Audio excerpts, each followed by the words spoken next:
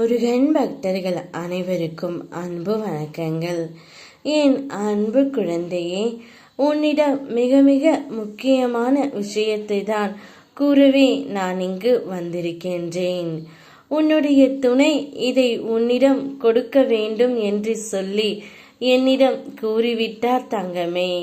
அதை உன்னிடம் நான் கொடுத்தால் நீ நிச்சயம் கண்ணீர் சிந்துவாய்.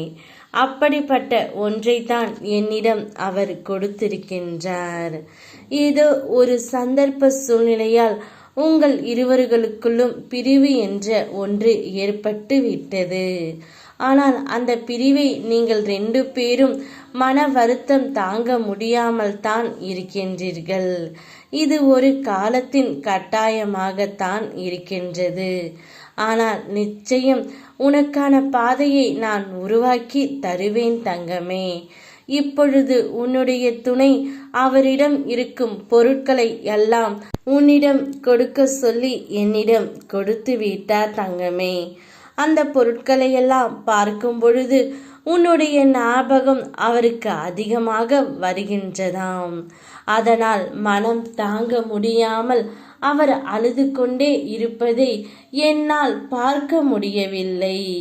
அதனால்தான் அவையெல்லாம் உன்னிடம் கொடுக்க வேண்டும் என்ற முடிவை அவர் இப்பொழுது எடுத்து விட்டார்.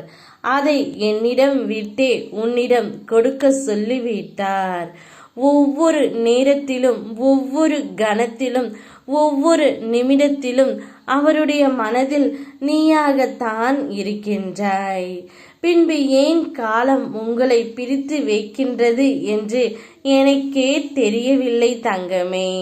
நான் கடவுளாக இருந்தாலும் உன் மனதிற்குள் இருப்பதை என்னால் முழுவதுமாக பார்க்கவும் படிக்கவும் முடியவில்லை.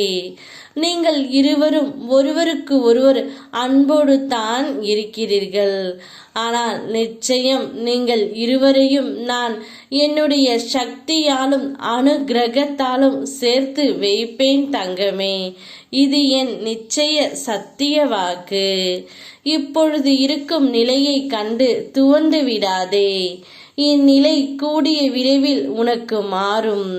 மாற்றத்தை நான் உனக்கு ஏற்படுத்தி தருகின்றேன். கலங்காமல் இரு, நான் இருக்கின்றேன். என்னை நினைத்துக்கொள். ஓம் முருகா, யாம் இருக்க பயமேன்.